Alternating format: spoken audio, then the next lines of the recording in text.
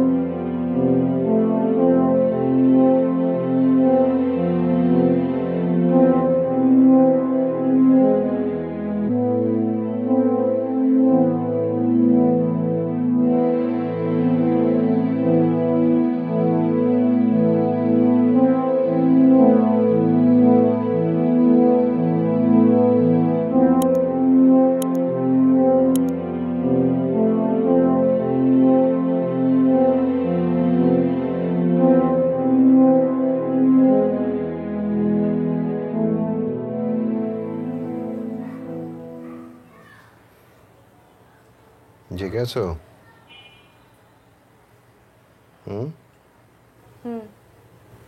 বলো। আশফাক ভাইয়ের কথা মনে আছে তোমার? ওরা তো চেন্নাই যাচ্ছে। কেন? আর বলো না, ভাবি তো অনেকদিন হলো কনসিভ করে না, আর ওরা আইভিএফ করবে মনে হয় এবার। এই যে দেখো না, এই যে বাংলাদেশে ওদের একটা ব্রাঞ্চ আছে। আর চলো না আমরা একটা টেস্ট করে আসি। তো তারা কিসের তোমার? নাকি আম্মা বললো তাই? 2 বছর তো হতে চললো, একটু ভাবা দরকার না বিষয়টা? আমার কোনো প্রবলেম নেই। প্রবলেম নাই তাহলে কিছু হচ্ছে না কেন? আর তুমি কি করে এত শিওর যে তোমার কোনো প্রবলেম নাই? আমি জানি। আবার বলে আমি জানি। ঘর তুমি করো না প্লিজ। চলো না আমরা একবার একটা টেস্ট করে আসি, ডিসিশন ফাইনাল। ওকে? আমি বললাম তো আমার কোনো প্রবলেম নেই। তোমারটা টেস্ট করে আসতে পারো। তারপর যদি দেখা যায় তোমার কোনো প্রবলেম নেই, তখন না হয় আমি টেস্ট করাবো। ওকে?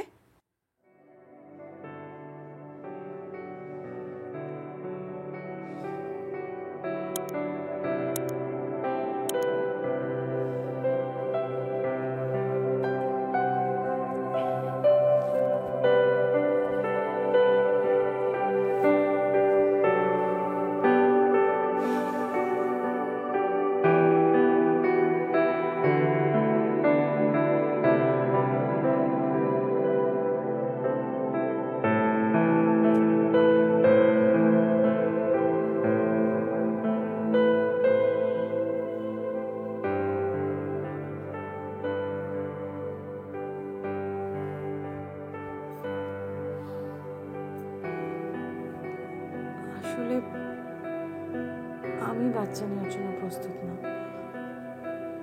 সেজন্য বোধহয় হচ্ছে না।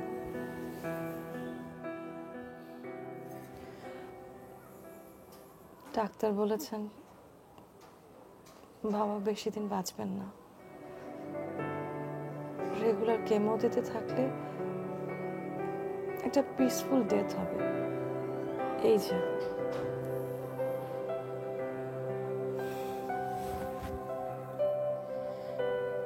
এদিকে বিপুলের বাবা আবার কেসটার আপিল করতে চাইছে। চারিদিকে অনেক টাকা ঢালছে।